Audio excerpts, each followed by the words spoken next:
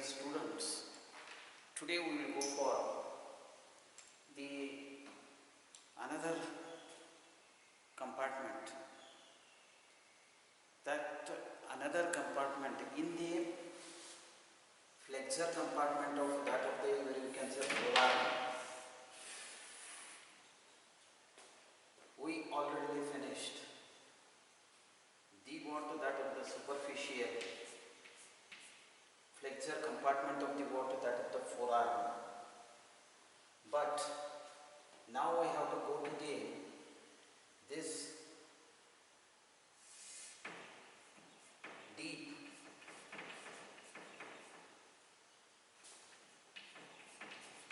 flexor compartment of forearm. Now this deep flexor compartment of forearm, it is the one which is present muscles in deep flexor compartment of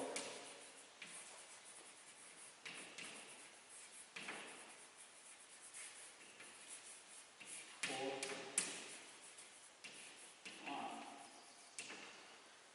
Now this, in order to understand deep flexor compartment of the water like the forearm, you have to narrate where and how this compartment is located. The deep flexor compartment of the water that of the utensil forearm is present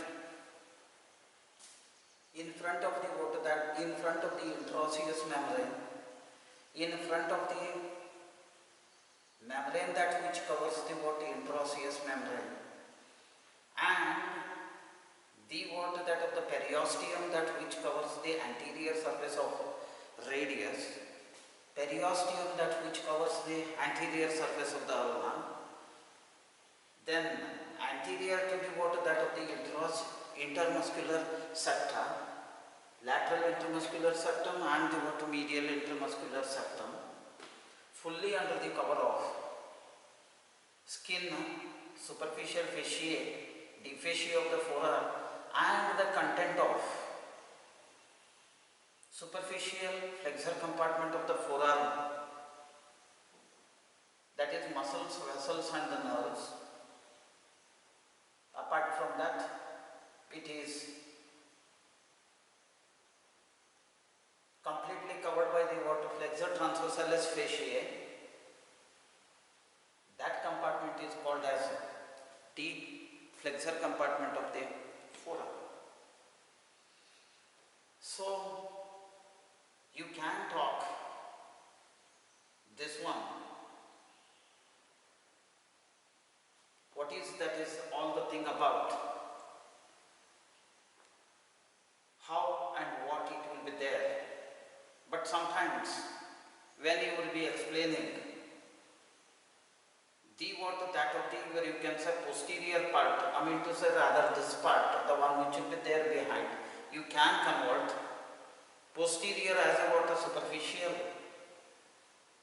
and anterior as a what deep, especially when you will be dealing about the posterior compartment. So that can be taken as. But when you will be dealing about this anterior, so this will be going to come in that way. So as we are dealing the what that of the anterior only, so this is valid. Now so you should know about now this one. This is what the outline of the what forearm, considering that this is what anteriorly, this is what posteriorly, and this is laterally, and this is medially. With having that as a what background, this will be the what thumb, this will be the index, middle finger, ring finger, this may be the little finger. So here you will be going to have the water. This is the flexor retinaculum, flexor retinum,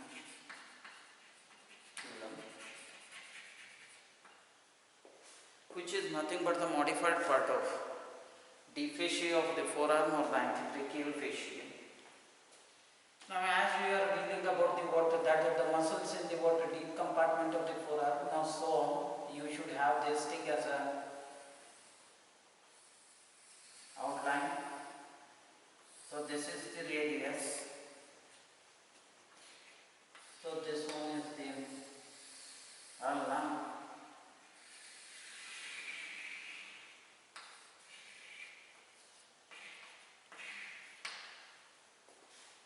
Now the muscles, you will be going to get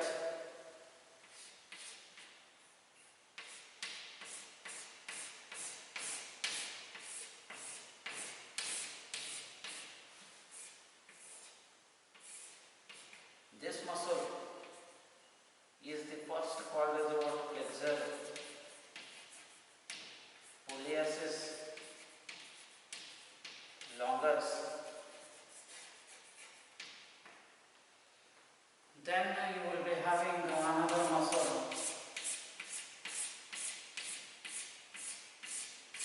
This muscle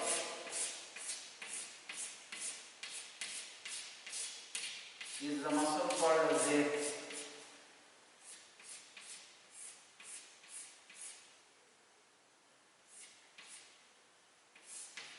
flexor digitorum profundus.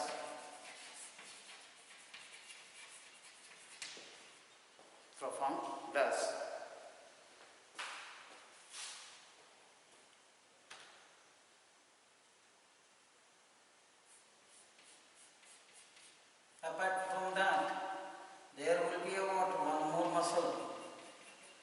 Now this muscle is the pronator quadratus. Pronator quadratus.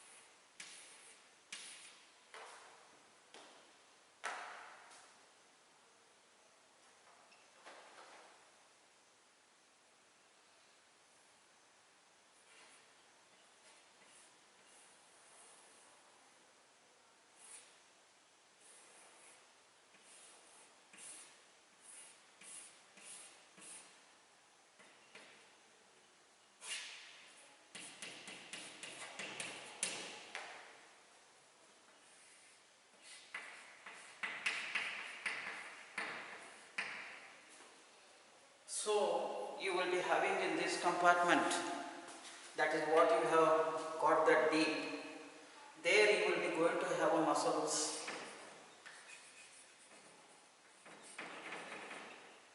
Second vessels, third nerves, like the what superficial flexor compartment of the forearm. So what are those muscles now?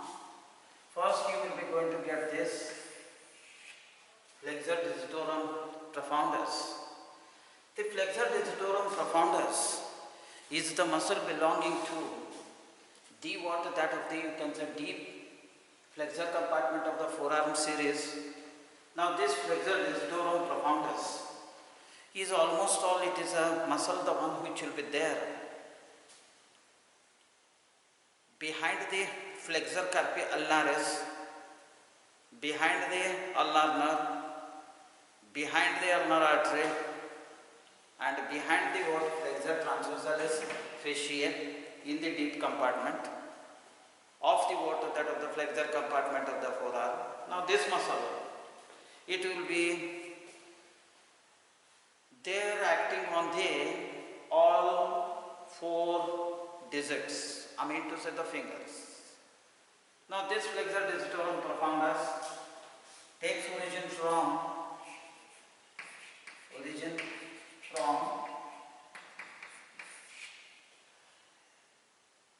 the what that of the anterior surface and the medial surface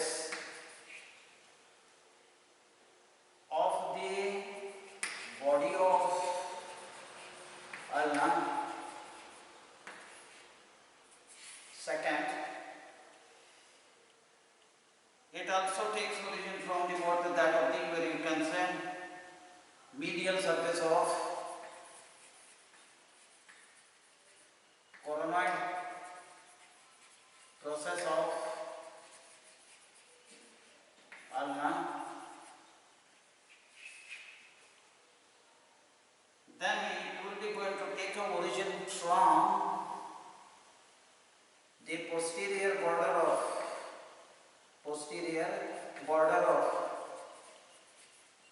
ulna by upper 3/4 with having a aponeurotic nature.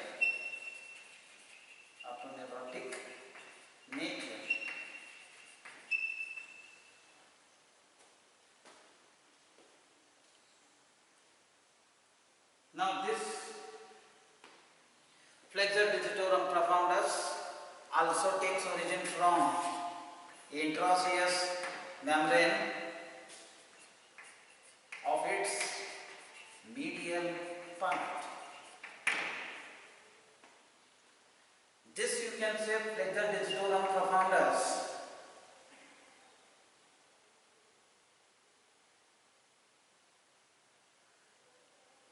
also few fibers takes origin from extensor carpi ulnaris muscles. While it will be taking origin from the what anterior surface and the what medial surface of the body of the what that of the ulna, it occupies the upper 3/4. That one has to.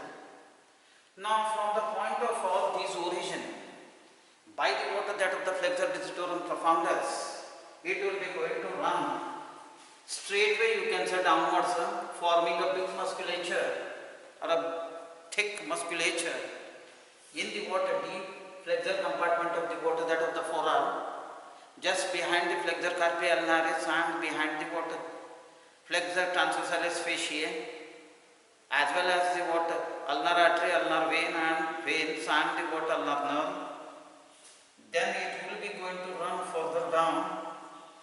When it reaches to the what that of the in the middle part of the forearm, it will be going to completely covered in front by the flexor digitorum superficialis muscle, and then when it comes at the level of the what lower 1/3 of the what forearm, it will be going to lie in a what common flexor synovial sheath, which is meant for even the what that of the where you can say flexor digitorum superficialis. So both muscles will be running in a one common flexor synovial sheath. Then further it will be going to descend in the same pattern downwards, hand in hand with the what that of the flexor digitorum superficialis in the common flexor synovial sheath, and runs behind the flexor retinaculum, which is the modified part of that of the deep fascia of the forearm called as the flexor retinaculum, with the what synovial sheath, that is a common flexor synovial sheath, and then it leaves the covering made by the what that of the flexor retinaculum, tries to enter into the hand in the palmar aspect of the hand. There, this you can say flexor digitorum profundus tendon becomes one small cord like, and then it will be going to divide either 3 or 4 tendons, which will be lying in the water that of the common fibrous flexor sheath. Then suddenly this you can say tendon of the water that of the flexor digitorum profundus, which here I had mentioned with the green color,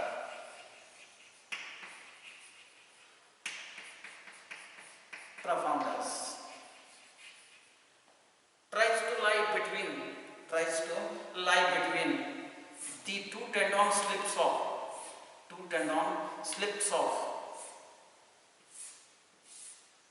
flexor digitorum superficialis, which a day earlier or 2 days earlier in the episode 2 you have learned. Then this flexor digitorum profundus tendon further descends in between the what that of the you can say flexor digitorum superficialis tendon, and at last it will be going to get inserts. It will be going to get inserts base of digital phalanx of